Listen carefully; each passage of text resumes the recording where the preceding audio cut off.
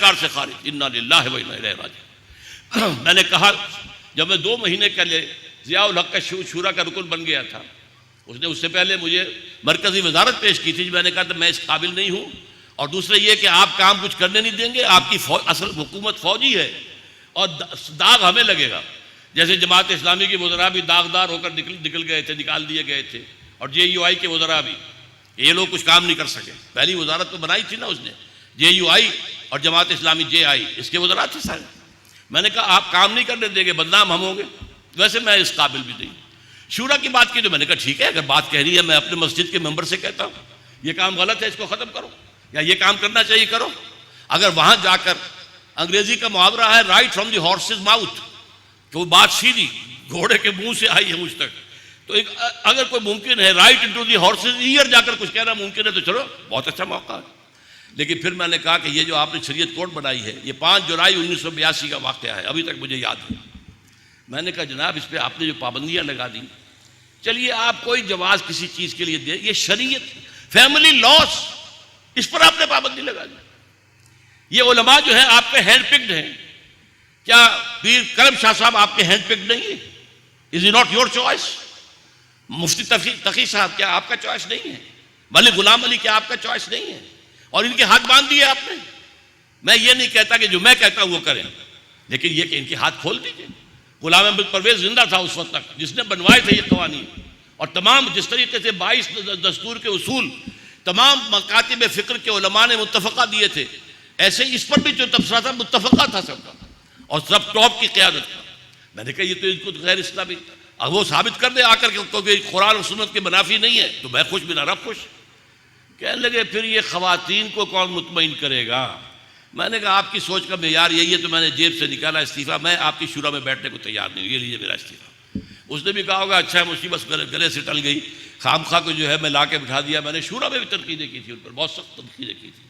मैंने एक तकरीर की थी कि अगर आप यहाँ पे इलेक्शन को ज़्यादा देर तक रोके रखेंगे तो दहशत गर्दी को जवाब देंगे आप।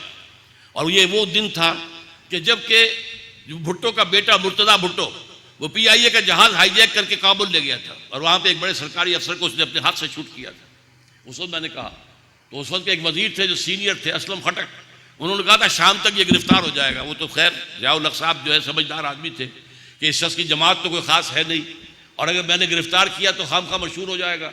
गिरफ्तार उसने मुझे नहीं किया, लेकिन वो समझ गया था कि मैंने खामखा को एक बला अपने गले डाल लिए, तो उसने तो समझा होगा बहुत गनीमत है कि इसने इस्तीफ़ा दे दिया। बहरहाल ये इक़दामात अगर किए जाएँ, शरीयत कोर्ट में जजिस को बिठा, जजिस जो है वो काजी उलमा हो और वो मुत्तफ़क़ अलैह हो, वो तमाम दारुल उलूमों के जो चीफ्स हैं उनमें से लिए जाए, और ये कि जो भी आपका काउंसिल इस्लामिक आइडियोलॉजी है वहाँ पर भी उलमा को बिठाया जाए। वो हुकूमत के लिए एक हो जाएगा रिकमेंडेशन देने वाली कमेटी। लेकिन ये कि अगर इस तरीके से काम शुरू किया जाए तो शरीयत इस्लामाइजेशन ऑफ लॉज इन पाकिस्तान हो सकता है, और इसकी भी बहुत बरकतें होंगी। 2 कवानीन से अफगानिस्तान में 100% अमन कायम हो गया 85% एरिया के अंदर। इससे पहले आपको मालूम यही कवानीन सऊदी अरब में नाफिज थे, वहाँ जुर्म था ही नहीं। ये तो होता है। और अभी क्या हुआ था यार, ये लोग जो वहाँ के उन्होंने बताया, तालिबान ने जिन इलाकों पर अपना तसल्लुत कायम कर लिया था वहाँ वो इंसाफ करके दे रहे थे। हमारे एक दोस्त जाती जो मिंगोरा के रहने वाले, उन्होंने बताया हमें फ़ोन पर कि एक शख्स का दूसरे से तनाज़ा था, वो पैसे मार कर बैठा हुआ तो नहीं दे रहा था, वो शख्स चला गया तालिबान के पास, उनके पास से एक तालिब गैर मुसल्लह आया, पूछा भाई तुमने इसके वास्ते देने हैं? कि हाँ जी देने तो है, दे दो, और फ़ौरन दे दिया उसने। ये काम इन्होंने किया है, और ये सरहद के एक वजीर ने भी कहा था कि ये इतनी जल्दी फैल इसलिए गए कि इन्होंने लोगों को इंसाफ दिया है, और इंसाफ भी जल्दी इंसाफ दिया है। ये काम उन्होंने किया है।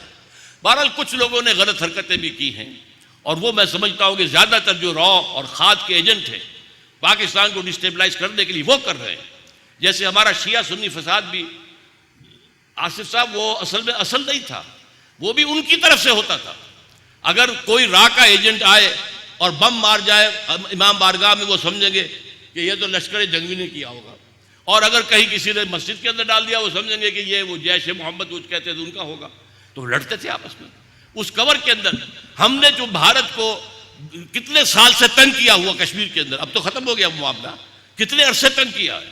5 लाख 7 लाख फौज उसे रखनी पड़ी है, वो आसान काम है, उसने हमसे बदले चुकाए हैं। बहरहाल मैं इस वक्त यही कुछ बस अर्ज करना चाहता था। मैंने ज़रा आपकी उस बात से इख्तिलाफ किया है कि आइन कामिल इस्लामी है। मैंने वहाँ कहा है इस्लामी है, लेकिन उसके अंदर चोर दरवाजे हैं जिनसे वो इस्लामी जो दफ़ात हैं वो मुअस्सिर नहीं, इसलिए मैं इसे मुनाफिकाना दस्तूर कहता हूँ। एक बात अगर ये कही जाए कि इस्लाम के फैलने में कोई जबर का कोई दखल नहीं है, मेरे नज़दीक गलत है। सोचिए, ये बात सही है पर्सनल, किसी को आज तक मजबूर नहीं किया गया कि वो मुसलमान हो जाए, किसी यहूदी, किसी ईसाई, किसी हिंदू, किसी मजूसी को, लेकिन निजाम हमने ताकत से तोड़ा है। सहाबा किराम जब निकलते थे, फौजें निकलती थी, तो इतना तो पढ़ा होगा तारीख में कि 3 बातें कहते थे, इस्लाम ले आओ हमारे बराबर के हो जाओगे। हम ये भी नहीं कहेंगे कि हम सीनियर मुसलमान हैं, तुम जूनियर मुसलमान हो, हमारे हुकूक ज्यादा हैं, तुम्हारे कम है, नहीं, इक्वल। ये नहीं तो जिजिया दो, छोटे बनकर रहो, यो तो जिजिया था यदि वहुम सागिरून, लेकिन रहो, ईसाई रहो, यहूदी रहो, जो चाहो रहो। और अगर ये दोनों गवारा नहीं तो नंबर 3 तलवार फैसला करेगी, आओ मैदान में। तो क्या फैसला ताकत से नहीं हुआ? और ये जो कह दिया गया कि जहां इस्लाम तलवार से आया था वहां से वो खत्म हो गया, ईरान में खत्म हो गया, मिस्र में खत्म हो गया, क्या शिमाली अफ्रीका में खत्म हो गया, क्या यहां शाम में और इराक में सारा तलवार से नहीं गया? तलवार से फतुहात हुई है। तो ये यूं ना समझिए, ये मामला इतना सादा नहीं है। जैसा कि मैंने कहा कि जंगों का आगाज हुजूर ने किया था सल्लल्लाहु अलैहि वसल्लम, मेरी किताब पढ़ी है, उसके दलाइल पढ़ी है। तो इस हवाले से बाद और चीज़ें भी थी, लेकिन मैं अब नहीं चाहता, मुझे नोटिस भी दे दिया गया है। और जब सब हजरात ने नोटिस का इकराम किया है तो मैं भी इसकी तकरीम कर रहा हूँ और अपनी बात ख़त्म कर रहा हूँ। अक़ूलु क़ौली हाज़ा वस्तग़फ़िरुल्लाह ली व लकुम व लिसाइरिल मुस्लिमीन वल मुस्लिमात।